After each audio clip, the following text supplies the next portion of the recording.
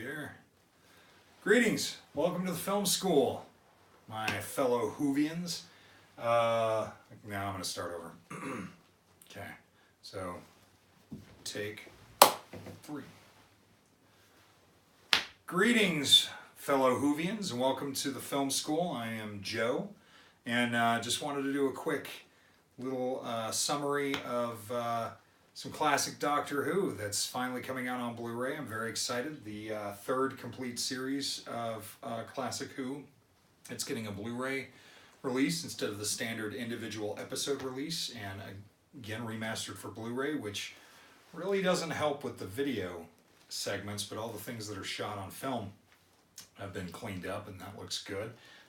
Tom Baker, the Fourth Doctor from 1974 to 1981, his final season, comes out on March 19th. I'm very excited about this. I have his first season, which came out last summer on Blu-ray, followed by Peter Davison, the Fifth Doctor, his first season this last November. So that's really cool. To commemorate this, they did this very special showing with Fathom Events at certain Cinemark and Century theaters across the country for one night only.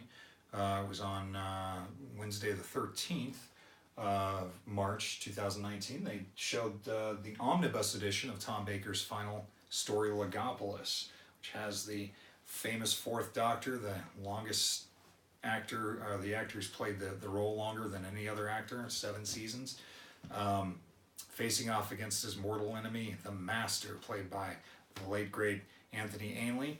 I noticed watching this, which I'm very familiar with this story, and I'm sure if you're a fan of classic Doctor Who or grew up with classic Doctor Who, you know it well.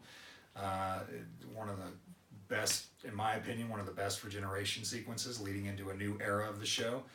John Nathan Turner, who was a script editor, had just taken over as producer during this season, setting a whole new tone. Change of costume, including the sometimes hated branding of the Doctor with the question marks on the lapel, which would run throughout the rest of the classic series run. They did the omnibus edition of Logopolis on the big screen, which is fantastic. I've seen a few other classic episodes on the big screen. I know that they did Genesis of the Daleks from Tom Baker's first season to coincide with that release last summer. They also did Power of the Daleks, which is the second Doctor's first episode from 1966. Again, that was on the big screen, which was always a pleasure to see. They touched up some CGI on this, which is not uncommon with classic episodes, as we've seen them do with the 5 Doctors, Dalek Invasion of Earth, the Invasion of Time, Day of the Daleks, like so many classic episodes getting just those slight nuanced CG touch-ups that aren't incredibly noticeable. They don't stick out too much, as they don't try and make it look modern as much as just kind of more, what's the word I'm looking for? It just sort of makes the visual effects flow a little bit better. There's a lot less kind of laugh at the wobbly set and rubber monsters kind of moments that the classic series is known for. And it was a real treat to see that on the big screen with my friend Jim. We both classic Whovians, and yeah, it was so awesome. So I personally cannot wait to get this season on Blu-ray here this upcoming Tuesday. And once the new season starts, I know on this channel we said we're mainly going to talk about film, and we mostly will. But there are a few TV shows here and there that I would like to discuss, and Doctor Who will probably be one of them, as I am a die-hard, dedicated Whovian, and have been since I was 16 years old, which was, about years ago.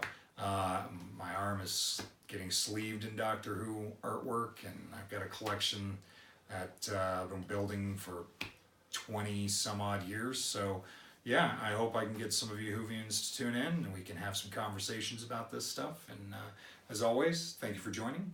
Your support is greatly appreciated, and like and subscribe. Exterminate.